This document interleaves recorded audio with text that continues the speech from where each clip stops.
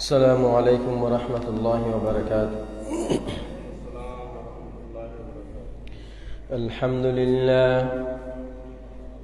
الحمد لله الذي جعل الشمس والقمر بحسبان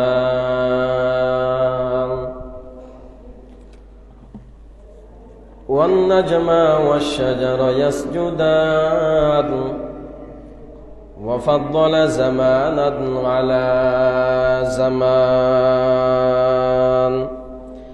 كما فضل مكانا على مكان وإنسانا على إنسان ونشهد أن لا إله إلا الله وحده لا شريك له لا ضد له ولا ند له ولا مثل له ولا مثيل له ونشهد أن سيدنا وسندنا وحبيب ربنا وطبيب قلوبنا ومولانا محمدا عبده ورسوله صلى الله تبارك تعالى عليه وعلى آله وأصحابه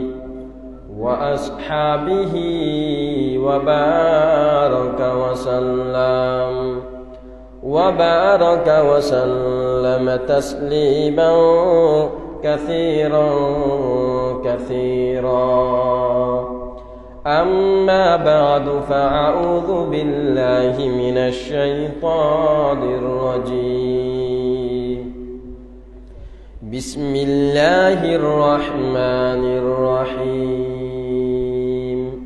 إن الله وملائكته يصلون على النبي يا أيها الذين آمنوا صلوا عليه وسلموا تسليما صلى الله على سيدنا محمد صلى الله على سيدنا محمد وآله وأصحابه وسلم فأعوذ بالله من الشيطان الرجيم بسم الله الرحمن الرحيم وإذا سألك عبادي عني فإني قريب أجيب دعوة الداع إذا دعان فليستجيبوا لي وليؤمنوا بي لعلهم يرشدون وقال رسول الله صلى الله عليه وسلم إن الله ليطلع في ليلة النصف من شعبان فيغفر لجميع خلقه إلا لمشرك أو مشاحن قال رسول الله صلى الله عليه وسلم إذا كانت ليلة النصف من شعبان فقوموا ليلها وصوموا نهارها فإن الله ينزل فيها لغروب الشمس إلى السماء الدنيا فيقول ألا من مستغفر لي فأغفر له ألا مسترزق فأرزقه ألا مبتلا فأعافيه ألا كذا حتى يطلع الفجر أو كما قال عليه الصلاة والسلام سبحانك لا علم لنا إلا ما علمتنا إنك أنت العليم الحكيم اللهم لا سهل إلا ما جعلته سهلا وأنت تجعل الحزن سهلا إذا شئت আল্লাহ পাক রব্বুল আলামিনের দরবারে লাখ কোটি শুকরিয়া জ্ঞাপন করছি যে আল্লাহ পাক রব্বুল আলামিন আমাদেরকে সুস্থ রেখে পৃথিবীর সমস্ত কাজ থেকে অবসর রেখে একমাত্র আল্লাহর জন্য মনোনীত করে আল্লাহর ঘরে মেহমান হওয়ার তৌফিক দান করেছেন। সেজন্য অন্তরস্থল থেকে কালিমাতুশ শুকর আদায় করছি, আলহামদুলিল্লাহ। সম্মানিত হাজিরিন, আমরা আশা করি সকলে একথা জানি, আজকে শাবান মাসের 14 তারিখ। শাবান মাস এবং ফেব্রুয়ারি মাসের তারিখগুলো হুবহু মিলে যায়, বিশেষ করে এবছরে মিলছে আর কি। আজকে শাবান মাসের 14 তারিখ, লাইলাতুন নিসফি মিন শাবান, যেটাকে আমরা শবে বরাত বলি। আজকের দিবাগত রাত যেটা আছে এটা হচ্ছে শবে বরাত। শবে বরাতের ব্যাপারে প্রতি বছর আলোচনা হয়, প্রতি বছর আলহামদুলিল্লাহ আমরা জিকির আজকার তেলাওয়াতের মাধ্যমে এই রাতটাকে আল্লাহর ইবাদতে কাটানোর চেষ্টা করি, বিদায় আমাদের মোটামুটি কিছু ধারণা আছে। তারপরও এই রাতের ব্যাপারে আমরা দেখতে পাই সমাজের মধ্যে, দেশের মধ্যে, বিশেষ করে এখন সোশ্যাল মিডিয়ার যুগ হয়ে গেছে। সোশ্যাল মিডিয়ার মধ্যে পক্ষে বিপক্ষে বিভিন্ন লেখালেখি, বিভিন্ন তির্যক মন্তব্য, এগুলো আমাদেরকে আহত করে। ইসলামের কোনো বিষয় নিয়ে আছে না, এগুলো নিয়ে মারামারি পর্যায়ে চলে যাওয়া, একজন আরেকজনকে বিষাদগার করা, এটা কোনোদিন ইমানদারের বৈশিষ্ট্য হতে পারে না। হ্যাঁ, আছে থাকলে আমল করবো, নাই ঠিক আছে আমল করবো না, এতটুকু তো এনাফ। এটা নিয়ে যুদ্ধ করা, জিহাদ করা, এগুলো হচ্ছে জ্ঞানহীনতার কারণ, এগুলো হচ্ছে অজ্ঞতার কারণ। তো আমরা চেষ্টা করব আজকের আলোচনার মধ্যে শবে বরাতের ব্যাপারে যে কিছু বাড়াবাড়ি আছে, আবার কেউ একদম বাড়াবাড়ি করে, এত বেশি বাড়াবাড়ি করে যে সারা বছর নামাজ না পড়লেও এদিন নামাজ পড়ে, তারপর হচ্ছে আন্নি বিরানির ব্যবস্থা করে, হালুয়া রুটির ব্যবস্থা করে, অথচ সারা বছর কোনো খবর থাকে না। তাহলে এই সমস্ত বাড়াবাড়ি, মসজিদে লাইটিং করে, ঘরে লাইটিং করে, ঘরের আসবাবপত্র সবগুলো পরিষ্কার করে, জিনিসগুলো যদিও বা বাহ্যিক দৃষ্টিতে ভালো কাজ, কিন্তু আজকের দিবসকে উপলক্ষে করা এই মর্মে যেহেতু কোনো কথা নেই বিদায় এই জিনিসগুলা বাড়াবাড়ি। আবার এক শ্রেণী মানুষ দেখে আমরা একদম সারাসারি খেয়ে বলছে, কোথায় আছে, কোন জায়গায়, এগুলা বলতে বলতে নামাজ পড়বে লান নয়। এ বাড়াবাড়ি করতে করতে মসজিদ নয়, কিছু জিকির আজকের গরিবের সুযোগ দিকে নাম নয়। সেজন্য আমরা একদম সাইরেও দিব না, বাড়াবাড়িও করব না, মধ্যপন্থা অবলম্বন করব। মধ্যপন্থা অবলম্বন করলে বাড়াবাড়িও হবে না, সারাসারিও হবে না। ইসলামের মধ্যে ও সমস্ত মানুষের প্রশংসা রব্বুল আলামিন করছেন, ওয়াকাযালিকা জাআলনাকুম উম্মাতান ওয়াসাতা। আল্লাহ পাক রব্বুল আলামিন বলেছেন, আমি তোমাদেরকে মধ্যবর্তী উম্মাতান ওয়াসাতা, মিডিয়াম মধ্যবর্তী উম্মত হিসেবে আমি তোমাদেরকে সৃষ্টি করছি। বিদায় তোমরা আমলের ক্ষেত্রে বাড়াবাড়িও করবা না, সারাসারিও করবা না, মধ্যম পন্থা যেটা আছে সেটা অবলম্বন করবা। এখানে প্রাসঙ্গিক আমি দুই একটা কথা বলি, যে এগুলা কঠিন কোনো কথা না, সহজ কথা। শবে বরাত, যেটাকে আমরা শবে বরাত বলি, এই শবে বরাত না কোরআনে আছে না হাদিসে আছে শব্দটা। যেমন নামাজ, নামাজ শব্দ তো কোরআনে নাই, কোরআনে সালাতা না আছে। রোজা, রোজা শব্দ তো কোরআনে নাই, রোজা শব্দ তো হাদিসে নাই। এগুলা তো আমাদের একটা পরিভাষা বা ফিকহি পরিভাষা। ঠিক যারা প্রশ্ন করে শবে বরাত কোরআনে আছে না, শবে বরাত হাদিস আছে না, তো তাদেরকে যদি আমরা প্রশ্ন করি নামাজ কোরআনে আছে না, রোজা কোরআনে আছে না, সেজন্য এগুলা শাব্দিক ব্যাখ্যার দিকে না গিয়ে আমরা যে কথা আমি বুঝাতে চাচ্ছি, শবে বরাত এই শব্দটা কোরআনের মধ্যেও নাই, হাদিসের মধ্যে আমরা পাই নাই। হ্যাঁ, শবে বরাত নাই, শবে বরাতের জন্য অন্য শব্দ আছে। অন্য শব্দ কি?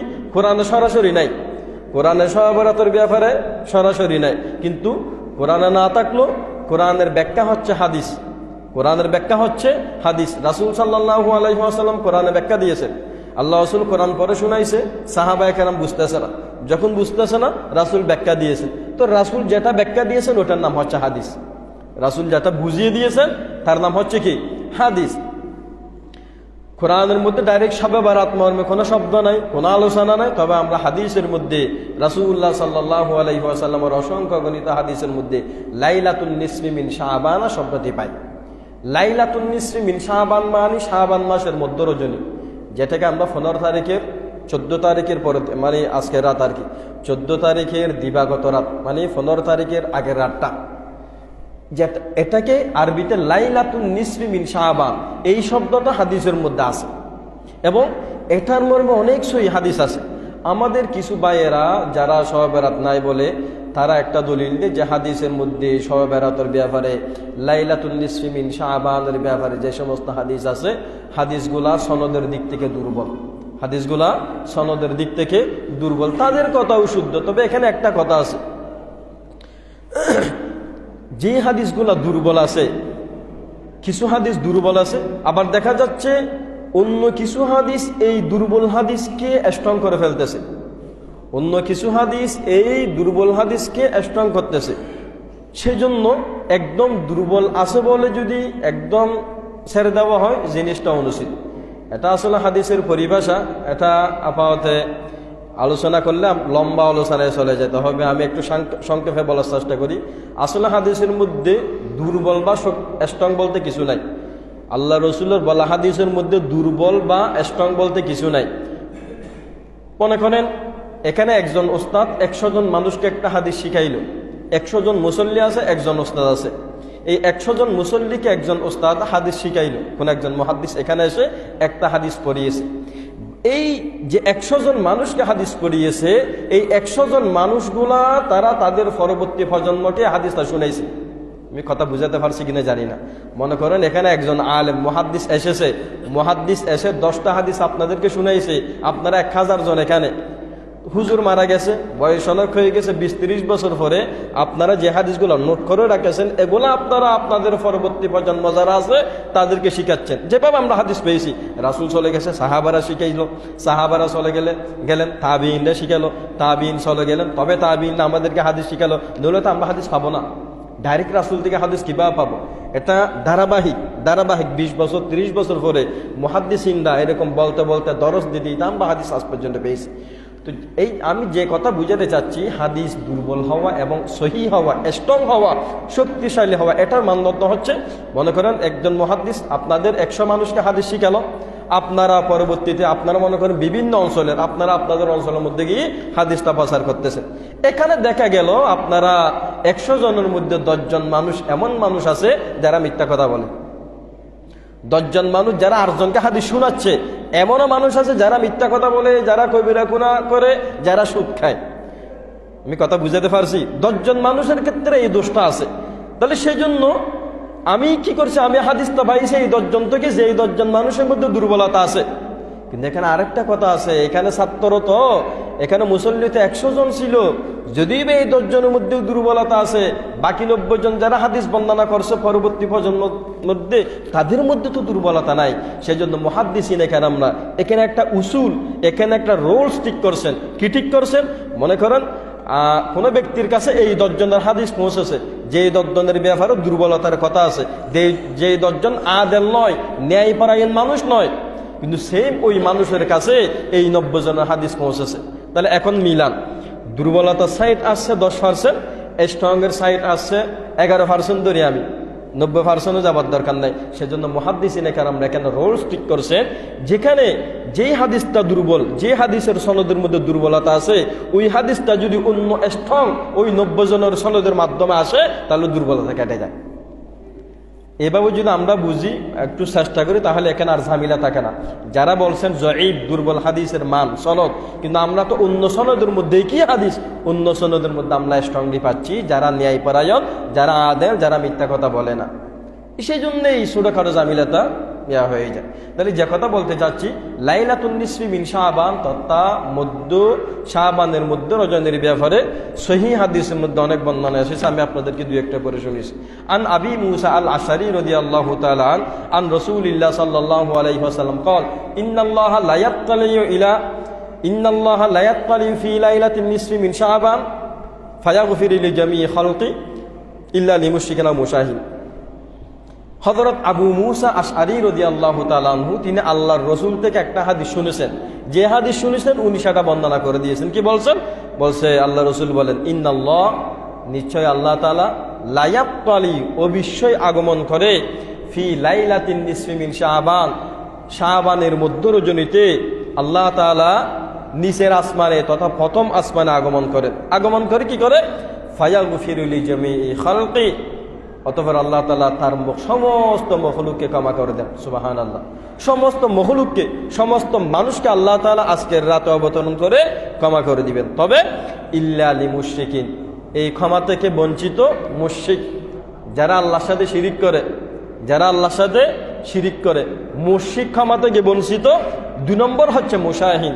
মুশাহিন মানে ওই সমস্ত মানুষ, যে সমস্ত মানুষের অন্তরে অন্য মানুষের ব্যাপারে বিদ্বেষ আছে, যে সমস্ত মানুষ অন্য মানুষকে সহ্য করতে পারে না, মনের মধ্যে হাসদ আছে, মনের মধ্যে বিদ্বেষ আছে।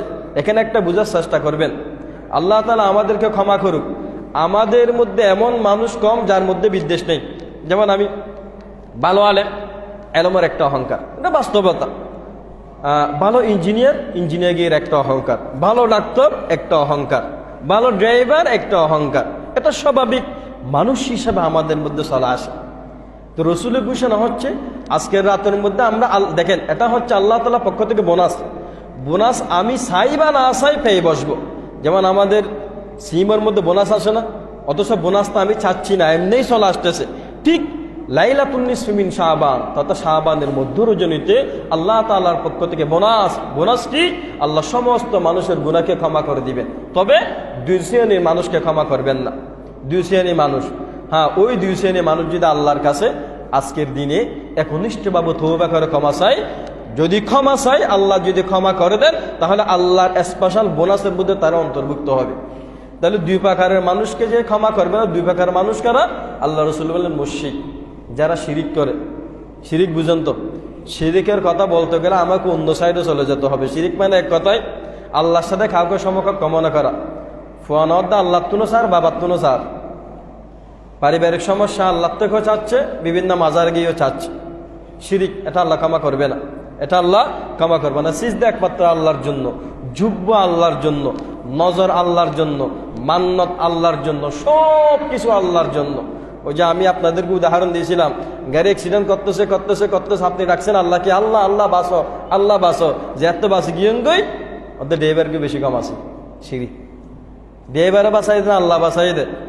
তাহলে যদি ড্রাইভারে বাঁচাতো তো গাড়ি যে একটা অ্যাক্সিডেন্ট গাড়ি ও ড্রাইভার ন হতাম না, ও ড্রাইভার ন হতো, ওয়াল্লাহ হয়ে দেয় না। তাহলে এ কথা আমার বিশ্বাস, যদিও বা আমার কোনো মনীষীর প্রতি ভক্তি আছে, সেটা ভিন্ন কথা। আমি একথা বিশ্বাস করে আমাকে বড় মুসিবত থেকে বাঁচাতে পারে একমাত্র আল্লাহ।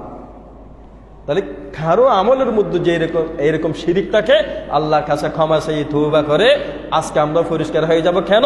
ওই আল্লাহর পক্ষ থেকে বোনাস পাওয়ার জন্য। যারা শিরিকের সাথে সম্পৃক্ত তাদেরকে আল্লাহ আজকে রাতে ক্ষমা করবেন না। 2 নম্বর হচ্ছে মুশাহিন।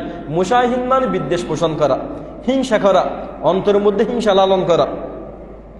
আমার এলাকাতে একজন ছেলে উন্নতি করতেছে, ব্যবসা উন্নতি করতেছে, টাকা উন্নতি করতেছে, লেখাপড়া উন্নতি করতেছে, আজলি ফুরিয়েছে সালাম দিলে সালামের উত্তর দিন, আর ডাহাত দুঃখে ফিরে যাবে। এ বিদ্বেষ, হিংসা তা গিয়ে এলাকার মধ্যে কোন একটা ছেলে ভালো একটা মেয়ে পেয়েছে, দিনদার মেয়ে পেয়েছে, আমার জ্বলতেছে। তাহলে হিংসা, বিদ্বেষ। সেজন্য আল্লাহর কাছে ফানা সাহেব আল্লাহ হিংসা মুক্ত, বিদ্বেষ মুক্ত কলব অন্তর্দান করুন, বিদ্বেষ মুক্ত অন্তর্দান করুন। হযরত আলী রাদিয়াল্লাহু তাআলা আনহু বলছে হিংসা মুক্ত থাকা, বিনয়ী থাকা, নম্র থাকা, হিংসা মুক্ত থাকার উদাহরণ কি? হযরত আলী রাদিয়াল্লাহু তাআলা আনহু বলছেন, আমার অন্তরের মধ্যে হিংসা নাই, এটা কখন বুঝবো? বলছে তখন বুঝতে পারবো যখন আমি আরেকজনকে নিজের উপর প্রাধান্য দিই। কি চমৎকার কথা, বুঝতেছেন? যখন আরেকজনকে নিজের উপর প্রাধান্য দিই, এই জিনিসটা, এই সমস্ত জিনিসের চর্চা জ্ঞান না থাকার কারণে সামাজিক বৈঠকে, কোনো বৈঠকের মধ্যে আমার সিদ্ধান্ত যদি না মানে, আমার কথা যদি না মানে, এর টিয়া বসে দিয়ে বন্ধ করে দিন, ইকে আননজের, হ্যাঁ, আর কথা কেন সারে দিয়েছে। দেখছেন এই বিদ্বেষ। হযরত আলী তাআলা বলছেন, তুমি তোমার ভাইকে তোমার উপর প্রাধান্য দিছো, তুমি জানো এখানে সিদ্ধান্তটা এমন হলে ভালো, কিন্তু তারপরেও তুমি দেখছো তোমার ভাই যে সিদ্ধান্ত দিছে এটা তোমার সেই চমৎকার, তুমি এটা মেনে নিলা, তুমি অহংকার মুক্ত। অহংকার মুক্ত থাকার রাসূল কয়েকটা পদ্ধতি শিখিয়ে দিয়েছেন। ক্বালা রাসূলুল্লাহ সাল্লাল্লাহু আলাইহি ওয়াসাল্লাম আল বাদিউ বিসালামি বারিউম মিনাল কিবরি আও কামা ক্বালা আলাইহিস সালাতু ওয়াসসালাম। রাসূল বলছেন, বান্দা, তোমার থেকে অহংকার চলে যাওয়ার আরেকটা ওষুধ আছে। ওষুধ কি? মানুষের সাথে সাক্ষাৎ হওয়ার সাথে সাথে সালামটা তোমার থেকে আগে হবে। সুবহানাল্লাহ।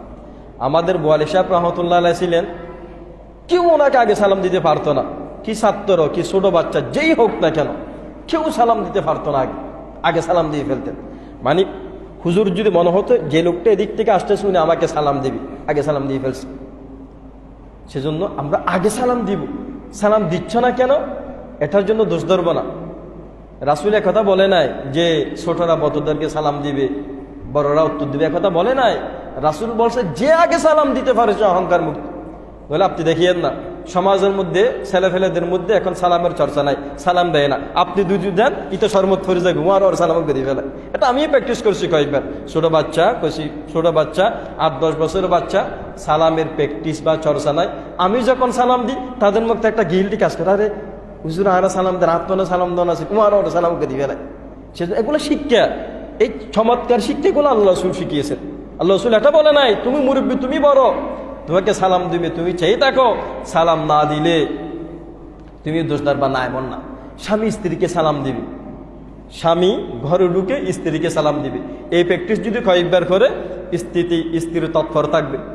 জামা ঢুকে না রোয়ার সালাম দিবে না, মুক্তি তুরা বুকিয়া, এটা ট্রেডিং হয়ে গেছে। আমার স্বামী আমাকে সালাম দিচ্ছে, আমি কেন দিব না? এখন দেখা যায় এই সুন্নাহগুলা স্বামী স্ত্রীর মধ্যে সালাম নাই। তো রাসূল বলছে সালামের মাধ্যমেই তো পারস্পরিক সম্পর্ক বৃদ্ধি পাবে, সালামের মাধ্যমে পারস্পরিক সম্পর্ক বৃদ্ধি পাবে। তো যে কথা বলতে চাচ্ছি, আল্লাহ রাসূল বলেন আজকের রাতের মধ্যে আল্লাহ তাআলা সমস্ত মানুষকে মাফ করবে। ও সমস্ত মানুষকে মাফ করবে না, 1 নম্বর যারা মুশরিক, যারা শিরিক করে। 2 নম্বর হচ্ছে যাদের অন্তরের মধ্যে হিংসা বিদ্বেষ হয়ে গেছে, যাদের অন্তরের মধ্যে হিংসা বিদ্বেষ, আরেকজনকে সহ্য করতে পারে না, আরেকজনকে প্রায়োরিটি দেয় না, এরকম হিংসা বিদ্বেষ যার রয়েছে, আল্লাহ রাসূল বলেন সে আজকে ক্ষমা পাবে না। সেজন্য আমরা আল্লাহর কাছে একাগ্র চিত্তে তওবা করবো, আল্লাহ আমার অন্তর থেকে হিংসা বিদ্বেষ যেগুলো আছে এগুলো আপনি পরিষ্কার করে দিন। আমরা মেরাজের রাতের ঘটনা আলোচনা করতে গিয়ে 2 একটা কথা বলছিলাম। রাসূল সাল্লাল্লাহু আলাইহি ওয়াসাল্লামের সিনা ফাটা ছিল, শক্কা সদর বলা হয় যেটাকে আরবিতে। শক্কা সদর মানে ওই যে মেরাজে নেওয়ার আগে আল্লাহ তাআলা জিবরিল আলাইহিস সালামের মাধ্যমে রাসূল সাল্লাল্লাহু আলাইহি ওয়াসাল্লামের সিনা ছিঁড়ে যে কলব, যে আত্মা যেটা আছে, মন যেটা আছে, ওটা বের করে জমজম কুফের পানি দ্বারা দুই আবার প্রতিস্থাপন করছে। কিতাবের মধ্যে লেখা আছে এটা কেন করছে? এই জন্য করছে, মানুষ হিসেবে আমাদের কতগুলা খারাপ গুণ আছে না, হিংসা বিদ্বেষ রাগ খুব, এই জিনিসগুলা অন্তর থেকে ধুয়ে জমজমের পানি দ্বারা ধুয়ে আবার প্রতিস্থাপন করে দিয়েছে। আল্লাহ রাসূল বলেন আমাকে 3 বার শক্কা সদর করা হয়েছে, 3 বার। ছোটকালে একবার, শিশুকালে একবার, যৌবনকালে একবার, আরেকবার হচ্ছে ওই মেরাজের রজনীতে আল্লাহর সাথে সাক্ষাৎ করতে যাওয়ার আগে। কেন করা হয়েছে? যাতে মানুষের ব্যাপারে কোনো খুব, কোনো হিংসা, কোনো বিদ্বেষ না থাকে। এবং আমরা এই জিনিসগুলা রাসূলুল্লাহ সাল্লাল্লাহু আলাইহি ওয়াসাল্লামের জীবনে দেখেছি। আল্লাহ রাসূল সাল্লাল্লাহু আলাইহি ওয়াসাল্লাম পার্সোনাল ম্যাটারে, ব্যক্তিগত বিষয়ে কারোর উপর কোনোদিন রাগ দেখান নাই, কোনোদিন রাগ দেখান নাই ব্যক্তিগত বিষয়ে। দিনই বিষয়ে রাগ দেখাইছে সেটা ভিন্ন কথা, ব্যক্তিগত বিষয়ে রাসূলের সাথে কেউ বেয়াদবি করছে, রাসূলকে যথাযথ হক দেয় না, রাসূল কোনোদিন রাগ করে নাই। হযরত আনাস রাদিয়াল্লাহু তাআলা আনহু নিজে বলেন, আমি রাসূলুল্লাহ সাল্লাল্লাহু আলাইহি ওয়াসাল্লামের 10 বছরের খাদেম ছিলাম, আমি ছোট বাচ্চা ছিলাম, আমার বয়স 12 কি 14 বছর। আল্লাহ রাসূল সাল্লাল্লাহু আলাইহি ওয়াসাল্লাম আমাকে একটা জরুরি কাজের মধ্যে মদিনাতে পাঠিয়েছে। আমি মদিনার মধ্যে ওই একটা কাজ আমাকে দোকানে পাঠাইছে, আমি বাচ্চা ছিলাম, তো ওই ছেলেরা রাস্তার মধ্যে খেলতেছে, আমি সেখানে দাঁড়িয়ে দাঁড়িয়ে খেলতেছি, বসে বসে খেলতেছি। এদিকে আল্লাহ রাসূল আমাকে বাজারে পাঠিয়েছে, আমি এটা ভুলে গেছি। রাসূল খুব একটা দরকারি কাজ আমাকে পাঠিয়েছে। আল্লাহ সাল্লাল্লাহু আলাইহি ওয়াসাল্লাম আমাকে খুঁজতে বের হয়ে গেল, কোথায় আমার সেবক, কই আমার খাদেম, কোথায় গেল? হযরত আনাস রাদিয়াল্লাহু তাআলা আনহু বলেন, আমাকে আল্লাহ রাসূল সাল্লাল্লাহু আলাইহি ওয়াসাল্লাম প্রায় 2-3 ঘন্টা পরে দেখতেছে আমি ছোট বাচ্চাদেরকে সাথে খেলতেছি। আচ্ছা, রসুলের কথাটা বাদ দিলাম, আমি আর আপনি হলে কি করবো? ভয়বারে ক্যান্সেল করিয়ে সোয়াব কর্মের অবস্থা টেটগিয়ে ফেলি। দেখেন আল্লাহ রসুল ব্যক্তিগত কাজের মধ্যে রাখ না দেখিয়ে হযরত আনাস রাদিয়াল্লাহু তাআলা আনহু বলেন, আল্লাহ রসুল এসে আমার মাথার মধ্যে হাত বুলিয়ে দিলেন, আমাকে সুন্দরভাবে নরম ভাষায় বলছেন, আমার একটা দরকার কাজ আছে বাবু, তুমি একটু দোকানে যাও। সুবহানাল্লাহ। অথচ 3 ঘন্টা রাখিন খেয়াল রাখ দরকার হাজে বউ দিককে এটা কেন?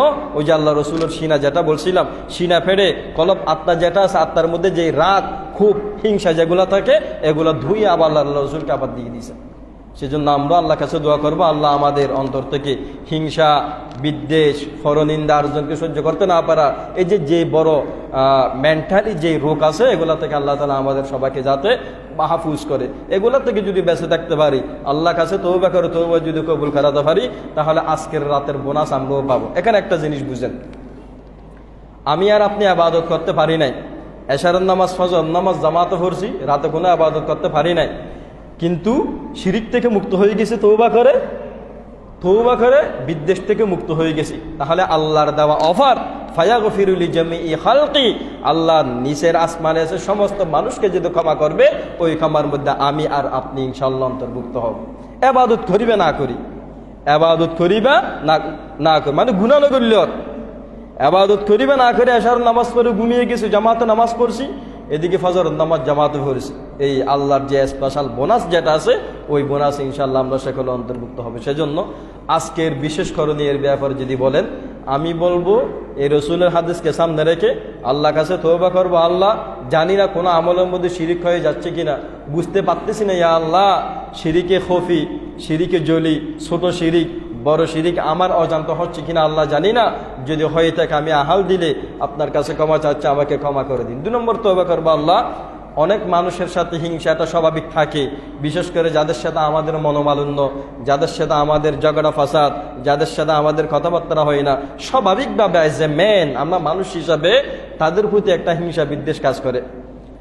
মানে আমরা চাই আর 70 জীবাসীর সবসময় মুসিবত ফরুক, ইতে বিপদের মধ্যে ফরুক, তুই তার দরিদ্র ফারির হনকি তার গুদরি আসাদ্দক ইতালা নদহন দুজনের শত্রু আছে, অনশত্রু যাতে না আরজন এর আঘাত করে, এর যেইরে এই জীবের শত্রু বিবের জেরে তেল দে, আর নাহলে বিভিন্ন ব্যবস্থা করে দিই, ইতার ওদের টিয়া পয়সা জালা গা দিই, এগুলা হচ্ছে হিংসা বিদ্বেষ, এগুলো হচ্ছে হিংসা বিদ্বেষ। আল্লাহ রাসূল সাল্লাল্লাহু আলাইহি ওয়াসাল্লাম বলেন, ক্বালা রাসূলুল্লাহ সাল্লাল্লাহু আলাইহি ওয়াসাল্লাম সুলমান কাতাকা ওয়াফু আম্মান যালামাকা ওয়া আহসিন মান নাসা ইলাইকা আও কামা ক্বালা আলাইহি সাল্লাতু ওয়াসসালাম। সুলমান কাতাকা, এই সমস্ত রাসূলের কথাগুলো যদি আমরা সামনে রাখি, এগুলা যদি চর্চা করে অন্তর থেকে বিদ্বেষ চলে যাবে।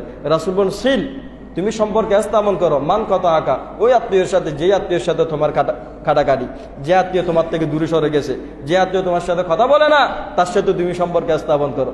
রাসূলের কথা, সমাজের কথা কি, মায়ের কথা কি, বাবার কথা হচ্ছে কুল্লানা মাতর তুকিল্লা মাতিবি আর ফুন্নদের আকিল্লা ফুন দিয়ে, এগুলো হচ্ছে সমাজের কথা, শয়তানি কথা। ইসলামী কথা হচ্ছে না যে তোমার সাথে কথা বলে না, সে তোমাকে কোলে ফিটে মানুষ করছে, এক সময় তোমাকে উপকার করছিল, ভবিষ্যতেও তোমার উপকার করবে। মানুষ একসাথে থাকলে ঝগড়া হয়, নিজের বেইবে এই পর্যন্ত একখান হতাম মধ্যে 2 মিনিট 3 দফার মানুষ হলো ঝগড়া অনিয়ন তো অসম্ভব কিছু নয়, ঝগড়া হতেই পারে, হবেই, কিন্তু এন্ডিং যেটা আসে, শেষ পরিণতি যেটা আছে, আমি তার সাথে সুসম্পর্ক স্থাপন করব। ওয়াফু আম্মান যালামাকা, যে তোমার সাথে অন্যায় করছে, রাসূল বলেন তাকে ক্ষমা করে দাও। আয়ের দন ক্ষমা করে দিতে বিদ্বেষ মুক্ত অন্তর লগুম যেতে পারিত, ইয়া গুম্বা আজারগো সবসময় টেনশন সত্তর রেখে আঘাত দিয়ে বিভিন্ন ফিকির এর শয়তান ও ফসাদের আয়ের ইতার খ্যাঙ্গরে দীর্ঘ কিভাবে তাকে পাকড়াও করব, ক্ষমা করে দিলে এই সমস্ত জিনিসগুলো শেষ হয়ে যায়। এই চমৎকার কথাগুলো একমাত্র আমাদের ইসলাম ধর্ম শিখাতে পারছে। এগুলা নিয়ে যারা অ্যানালাইসিস করে, রাসূলুল্লাহ সাল্লাল্লাহু আলাইহি ওয়াসাল্লামের জীবনী, আল্লাহ রাসূল হাদিস নিয়ে যারা গবেষণা করে, তারাও মুসলিম থাকতে পারে না। কারণ এই কথা তো পৃথিবীর মধ্যে আর কেউ দেখাতে পারে না এমন কথা। ওয়াফু আম্মান যালামাকা, যে তোমার সাথে অন্যায় করছে, জুলুম করছে, তাকে ক্ষমা করে দাও। ওয়া আহসিন মান আসা ইলাইকা, যে তোমাকে সোয়াব দিয়েছে তুমি তাকে সালাম দাও। ওয়া আহসিন, তুমি উপকার করো, মান আসা ইলাইকা, যে তোমার ঘর ভেঙে দিয়েছে। এই সমস্ত হতে ইসলামে দেখাতে একমাত্র, এবং এগুলো লাভ আছে, বেনিফিট আছে। যে আমার ক্ষতি করছে আমি তাকে মাফ করে দিলাম, প্রশ্ন হতে পারে যে হুজুর সেখানে আমার লাভ কি? যে হ্যাঁ, আপনার এমন লাভ আছে যেই লাভের কথা আপনি মন থেকে যদি বিশ্বাস করেন, আপনি শুধু অপরাধী তুই ক্ষমা করে দিবেন। অবাধি ভুল তুই করগস যে তারপরে তোর মাফ করে দি রাই, ভুল আগর কি তার তোর মাফ করে দি। কেমন?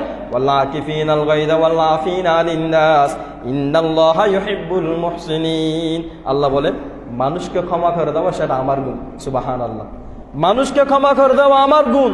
আল্লাহ পাক রব্বুল আলামিন যদি আমাদেরকে যদি কাল কিয়ামতের দিন ক্ষমা না করে, প্রতি জিনিসের হিসাব নেয়, আমার আর আপনার কি মনে হয় 5 মিনিট আল্লাহর দাহিত এরকম না? পুরো 70-80 বছর হায়াতের মধ্যে হোদা এই 5 মিনিট শুধু আমার লাইফ ব্যয় করে গেলেন না, 5 মিনিট দাহান্ন হয়ে গেল। একমাত্র আল্লাহ দয়া না করলে আর দনের ক্ষমা না করলে প্রত্যেক জিনিসের হিসাব যদি লব্ধ হয় 1 ঘন্টা 70 বছর 80 বছর হায়াতের মধ্যে 1 ঘন্টা দাহান্ন ফের গেল। যে ঘন্টা খুলুসিয়সের সাথে আল্লাহর তৈরি। প্রেমিকের জন্য কত কান্নাকাটি, কত মারামারি, কত হাই হুতাশ, কত টেনশন, ঘর বানার জন্য কত টেনশন, কত হাই হুতাশ। আল্লাহকে পাওয়ার জন্য কিরকম হাই হুতাশ করেছি, আল্লাহকে পাওয়ার জন্য, আল্লাহর মোহাব্বত অন্তর বৃদ্ধি করার জন্য হাই হুতাশ কখন করলাম? মনে পড়ে কখন দুনিয়ার জন্য 12 ঘন্টা ডিউটি, 24 ঘন্টা 14 ঘন্টা ডিউটি, বেতন যাতে বাড়াদের ই হন হাজত, মানে যখন বেতন বাড়িয়ে দিচ্ছে 12 ঘন্টার ডিউটি 14 ঘন্টা করি তো হন হবন নর 5 মিনিট ফজর নামাজ না নামাজে পড়ি না পারে খ্যান করে তুই দে আল্লাহরে দিন দুনিয়া তুই দিয়ে না, দুনিয়ার 14 ঘন্টা হারা ফেলাইলাম দে, এদিন শরম দিলাম, গাম জড়াইলাম, হন হবন নেই 5 মিনিট ফজর নামাজ আয়ের করতে মনে না। অনেক সাইড দোকানদারে অনেক ক্ষেত্রে দেখা যায়, আল্লাহ তাআলা হেদায়েত করুক, যে যারা রুটি বানায়, খামির বানায়, ও ফজর আজান দিলে জাগো, ই তো হদিও কষ্ট করে ঘরের জন্য 5 মিনিট হলে মোসের নয়। তাহলে কি দিলাম আল্লাহর জন্য, কি করলাম? এখানে আল্লাহ বানাইছে আমাকে রুটি বানার জন্য, ঘর বানার জন্য আল্লাহ আমাকে বানাইছে, পৃথিবীতে বানাইছে। ফেরেশতারা প্রশ্ন করেছিল না, আল্লাহ আপনি আদম জাতি কেন সৃষ্টি করছেন? নাহনু নুসাব্বিহু ওয়া নুকাদ্দিসু লাক, আরা তো সব সময় তসবিহ করি, মানুষ কিল্লা লাগে। আবার আল্লাহ কি বলছেন? ইন্নী আ'লামু মা লা তা'লামুন, কেন বানাচ্ছি সেটা আমি জানি, যেটা তোমরা জানো না। যাক, লম্বা কথা আমি ওটা বলতে চাচ্ছি, ওয়া মা খালাকতুল জিন্না ওয়াল ইনসা ইল্লা লিয়াবুদুন। আমরা টার্গেট ভুলে গেছি, টার্গেট ভুলা মুসলমান। আল্লাহ তাআলা আমাকে আর আপনাকে বানাইছে আল্লাহকে চিনার জন্য, আল্লাহকে চিনার জন্য, কোরআন চিনার জন্য, কোরআন পড়ার জন্য, কোরআন পড়ে কোরআন মতো আমল করার জন্য। আল্লাহ তাআলা পৃথিবীর মধ্যে নবী পাঠিয়েছেন, প্রত্যেক নবীকে আসমানি গ্রন্থ দিয়েছেন। আমাদের নবী মুহাম্মদুর রাসূলুল্লাহ সাল্লাল্লাহু আলাইহি ওয়াসাল্লামকে কোরআন দিয়েছেন। কোরআন কেন দিছে? কোরআন দিছে কোরআন পড়বে, ইয়াতলু আলাইহিম আয়াতিক ওয়া ইউযাক্কিহিম, কোরআন পড়ে মানুষের আত্মাকে পরিষ্কার করবে। মানুষের কলবের মধ্যে যে জং ধরে গেছে, যেই জংয়ের কারণে ঈমানের মজা, ইসলামের মজা পাচ্ছি না, ওই জং দূর করার জন্য কোরআন দিছে। দুঃখের বিষয়, পরিতাপের বিষয়, আজ থেকে 10-15 বছর আগে আমরা দেখতাম বিভিন্ন ব্যবসায়ী প্রতিষ্ঠান, বিভিন্ন প্রতিষ্ঠানের মধ্যে তারা আয় বরকতের জন্য ব্যবসায়ীরা ওই যে ক্যাসেটের মধ্যে কোরআন সাইরা দিত, কমসে কম এই মানে কি, আমি পড়তে না বললে আমি তো একটা কোরআনের তেলাওয়াত শুনতে পাচ্ছি, এখন গান সাইরে দিচ্ছে। আমরা ফজর পরে, মাগরিব পরে আমাদের ঘর বলেন, মসজিদ বলেন, তেলাওয়াত শূন্য, কোরআনের তেলাওয়াত শূন্য। ঘর থেকে গানের আওয়াজ বের হচ্ছে, মসজিদে কোরআনের আসর হচ্ছে না। হায়াত খার কতটুকু আছে জানি না, আসুন কোরআনকে একটু আঁকড়ে ধরি, কোরআনকে সিনার মধ্যে আঁকড়ে ধরি। অহদা এতদিন হায়াত দিফেলেই অন্ধে, এই হায়াতের উদ্দেশ্য ছিল কোরআন শিখুন।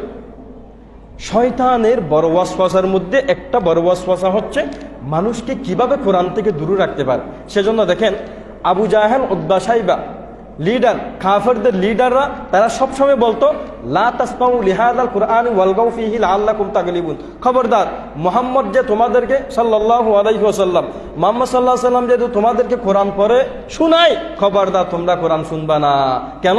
কোরআন শুনলে কোরআনের নূর, কোরআনের আলো তোমাদের হৃদয়ের মধ্যে ঢুকে গেলে তোমরা ঈমানদার হয়ে যেতে হবে তোমাদেরকে। সেজন্য আবু জাহালের টার্গেট ছিল মানুষ যাতে কোরআন থেকে দূরে থাকে, কোরআন না পড়ে, কোরআন না শুনে।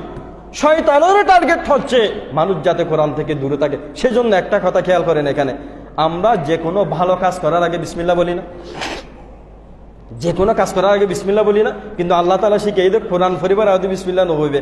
ওয়া ইযা ক্বারাআতাল কুরআনা ফাস্তাইজ বিল্লাহ, কোরআন পড়িবার আগে আউযু বিল্লাহ পড়িবে। দেখিয়া ওই যে শয়তানকে দূরে রাখার জন্য যে কোনো কাজ করার আগে বিসমিল্লাহ, কিন্তু কোরআন পড়ার আগে আউযু বিল্লাহ, আউযু বিল্লাহর পরে দি বিসমিল্লাহ, আউযু বিল্লাহি মিনাশ শাইতানির রাজিম। কোরআনের পাঠক যে কোরআন পড়বে সে আল্লাহকে বলবে, আল্লাহ এই কোরআন তো শুরু করছি, জানি না শয়তান কখন এসে ওয়াসওয়াসা দিয়ে দূরে টালে দেয়। সেজন্য আমি আপনার কাছে শয়তানের ওয়াসওয়াসা থেকে পানা চাচ্ছি।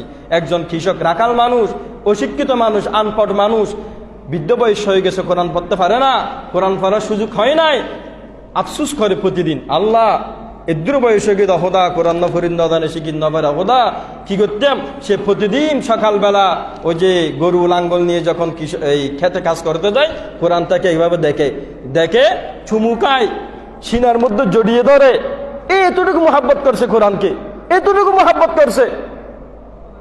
ওনাকে পরীক্ষা করার জন্য একজন মানুষ এসে 3টা সাদা কাগজ, এরকম 3টা সাদা কাগজের মধ্যে 3 পৃষ্ঠার মধ্যে, 1 পৃষ্ঠার মধ্যে কোরআন লেখছে, 1 পৃষ্ঠার মধ্যে হাদিস লেখছে, আর 1 পৃষ্ঠার মধ্যে এমনি আরবি লেখা লেখছে। ওই মানুষটাকে জিজ্ঞেস করছে, যে মানুষ অশিক্ষিত মূর্খ, আরবি শব্দ চিনে না, ওই মানুষটাকে জিজ্ঞেস করছে এখানে কোরআন কোনটা হাদিস কোনটা, বলে এটা কোরআন, এটা হাদিস, এটা আরবি লেখা। সুবহানাল্লাহ। মানুষ আশ্চর্য হয়ে গেছে, তুমি তো অশিক্ষিত, এটা কিভাবে বুঝলা? বলছে আমি যেখানে কোরআন লেখা আছে আমি সেখানে আল্লাহর নূর দেখতে পাচ্ছি। সুবহানাল্লাহ। যেখানে হাদিস লেখা আছে সেখানেও নূর দেখতেছি, তবে কম, আর যেখানে আরবি লেখা সেখানে কিচ্ছু দেখতে পাচ্তেছি। এই জিনিসটা কেন হলো? এই শিক্ষা কোথায় ফেলো? ওই যে কোরআন মহাব্বত করতে পারে না, প্রতিদিন তাকিয়ে তাকে অন্তরের মধ্যে, সিনার মধ্যে শিবির ধরে কোরআন তাকে। সম্মানিত হাজিরিন, এটা তো কঠিন কোনো কাজ না, আমার আপনার পক্ষে সম্ভব। আসুন প্রতিদিন কোরআনের তেলাওয়াত করি, প্রতিদিন আজ থেকে। এটা শাবান মাস, রমজানের প্রস্তুতির মাস। আমরা আমাদের হায়াতটাকে এমনভাবে সাজাবো, সূচিপত্র দিয়ে সাজাবো। সম্মানিত হাজিরিন, আর একটা বিষয়, যে মসজিদ যেহেতু এখানে কোনো সরকারি অনুদান নাই, আপনাদের সকলের মহাব্বত, আন্তরিকতা, দানশীলতার কারণে মসজিদটা চলে। মসজিদের আয় ব্যয়ের মধ্যে অনেক তফাৎ। আপনারা যদি না আসেন, আপনারা যদি মসজিদ দিকে খেয়াল না করেন, একটা কমিটির আসলে খুব কষ্ট হয়ে যাবে। সেজন্য আপনারা যথাসাধ্য মসজিদের মধ্যে একটু দানগুলো বাড়িয়ে দিন, বাড়িয়ে দিলে বরকত। এটা তো আমরা সকলেই জানি না, এমনি দিচ্ছি না।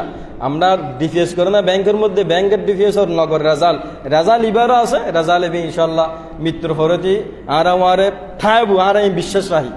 সেজন্য এইরকম একটা ভালো জিনিসের মধ্যে আমরা পিছনে থাকবো না, যথাসম্ভব যা সম্ভব একটু বাড়িয়ে দিব। সম্মানিত হাজিরিন, মসজিদ বিষয়ে যখন কথা, একটা কথা মনে পড়ছে, আমরা অনেক সময় দেখা যায় মসজিদের আদব রক্ষা করতে পারি না, যেখান থেকে ছুটে যাই। মসজিদ যে আল্লাহর ঘর, মসজিদ যে আমার হৃদয়ের স্পন্দন, আমার কাছে মসজিদের সেই, আমার হৃদয়ের মধ্যে মসজিদের সেই দামি কোনো জায়গা নাই, হতে পারে না।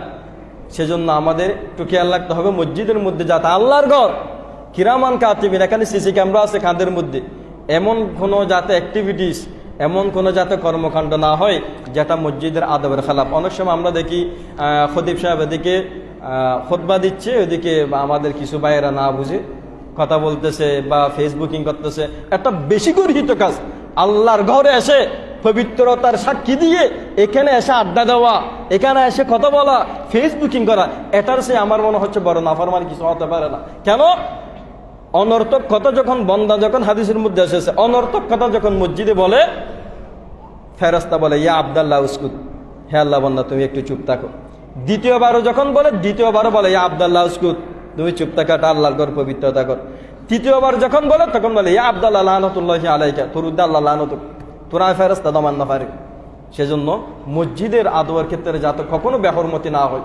মসজিদের আদবের ক্ষেত্রে ইমাম মালিক রাহমাতুল্লাহ আলাই, মাযহাবের ইমাম, উনি মদিনা শরীফের মধ্যে উনি ওনার কিতাব লিখেছেন, কিতাবের মধ্যে এসেছে উনি কোনোদিন জুতা নিয়ে হুদুদে হারামের মধ্যে যায় নাই। সুবহানাল্লাহ। হারামের আশেপাশে জিন আছে, মসজিদে বাইরে তো এত মসজিদের ভিতরে মানুষ জুতা লই না হাঁটে, এত তাজিম, এত ভক্তি ছিল, জুতাগুলা বগলন নিচে দিয়ে হুদুদে হারামের মধ্যে হাঁটলো। কি মহাব্বত, কি ভালোবাসা, বুঝছেন? অনেক সময় দেখা যায় মাজার, জিন বন্দার ঘর, মাজারের মধ্যে মানুষ শুধু বাইরে দিয়ে দাহি দি ইকে ফিসা হাঁটে, ইবে হলো সম্মান। তো মাজার বেশি সম্মানের উপযুক্ত নাকি মসজিদ বেশি সম্মানের উপযুক্ত? ফিসা হাঁটে, সমস্যা বলে কিয়া ওই ফিসা ফল্লা বিয়া দিয়ে তো আল্লাহ বিয়া দেবি নব। সেজন্য এগুলো বুঝতে হবে, দামাক দিয়ে বুঝতে হবে, গতানুগত বাদ দিয়ে দামাক দিয়ে বুঝতে হবে।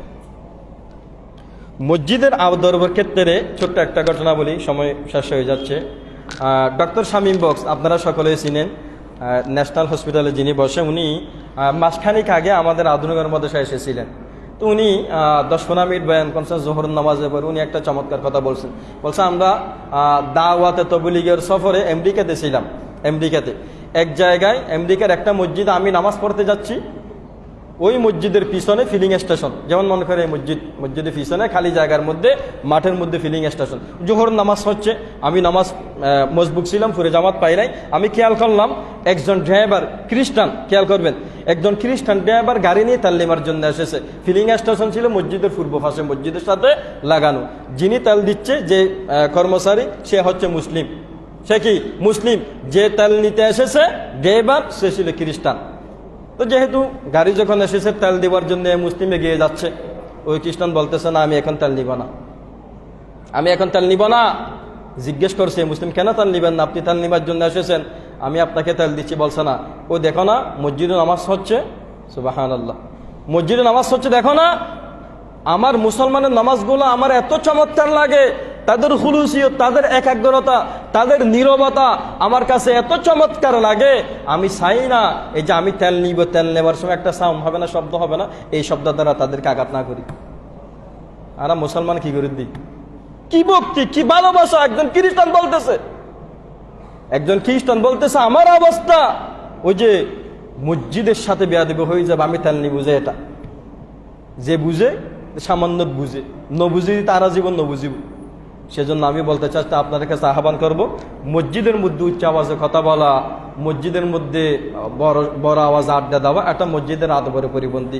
শেষে গিয়ে কি হবে, যে আমল যেগুলা করছি মসজিদে বেয়াদবি করার কারণে আমলগুলা নষ্ট হয়ে যাবে, আমলগুলা নষ্ট হয়ে যাবে। সেজন্য সম্মানিত হাজিরিন, আজকের যেহেতু আজকের রাতটা খুব বেশি আমাদের জন্য একটা গুরুত্বপূর্ণ রাত, আজকের রাতের মধ্যে সম্মিলিত বা বেনা একাকি পার্সোনালি আমরা তেলাওয়াত কোরআন বেশি করব, জিকির আজকার বেশি করব, এবং সম্ভব হলে একটা রোজা রাখবো, আগামীকাল একটা রোজা রাখবো। এই রোজার কথা হাদিসের মধ্যে আসেছে, আল্লাহ রাসূল বলছেন মধ্য শাবান হলে তোমরা রাতের বেলা আবাদত করো, দিনের বেলা একটা রোজা রাখো।